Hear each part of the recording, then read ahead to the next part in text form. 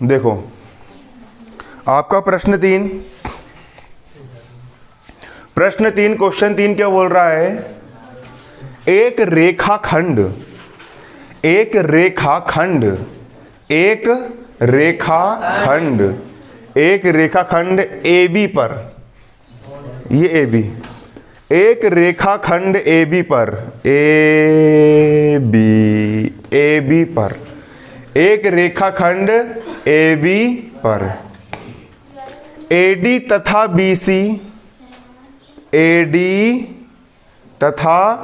BC दो बराबर लंब रेखाखंड है। देखो एक रेखाखंड है, एक क्या है? रेखाखंड, और उस रेखाखंड का नाम AB है।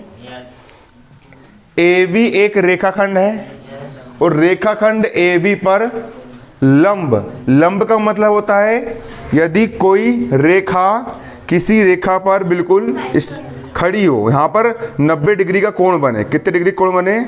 90 डिग्री का, तो इसको लंब बोलते हैं। ये भी लंब है, ये भी लंब है। देखो ये है लंब, यहाँ 90 डिग्री कोण बन रहा है, मतलब रेखाखंड AB पर BC क्या है? लंब है, और रेखाखंड AB पर AD भी क्या है? लंब है। AD भी क्या है? लंब है लंब। अब दर्शाइए कि, सिद्ध कीजिए कि CD AB को, किसको? AB को। CD जो है, CD किसको? AB को समद्विभाजित करता है। समद्विभाजित करता का मतलब दो बराबर भागों में बांटता है। क्लियर है ना?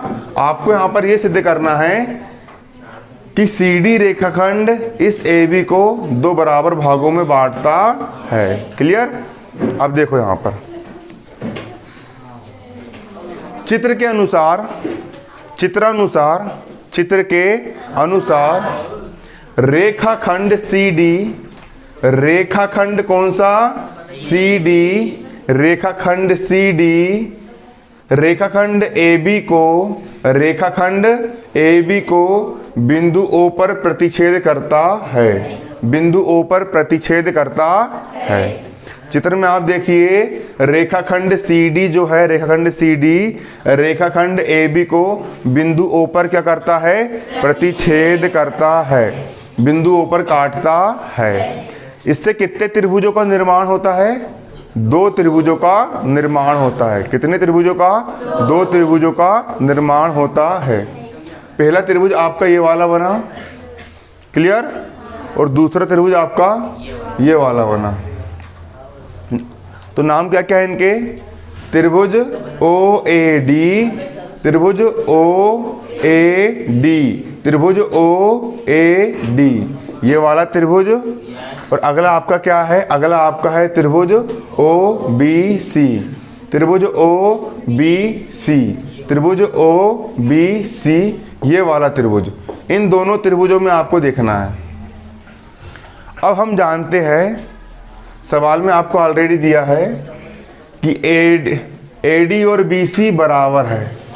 AD और BC बराबर है, मतलब कि इस त्रिभुज की BC भुजा इस त्रिभुज की AD भुजा के कैसी है? बराबर है। कैसी है? बराबर। त्रिभुज OAD की AD भुजा, त्रिभुज OBC की BC भुजा के बराबर है। कैसी है? बराबर है। यह आपको क्या सवाल में दिया है? ऑलरेडी आपको सवाल में दिया है। अब साथ ही साथ एक चीज और बोला है सवाल में कि रेखाएं कैसी है? लंब है। लंब है मतलब कितने अंश का कोण बन रहा है? 90 अंश का। यहाँ पर बना हुआ कोण कितने डिग्री का है? और यहाँ पर बना हुआ कोण भी कितने डिग्री का है? 90 डिग्री का। इस कोण को क्या पढ़ेंगे? इस कोण को क्या पढ़ेंगे? कोण। देखो त्रिभुज OAD में ये वाला कोण, मतलब कोण OAD, कोण OAD। क्लियर?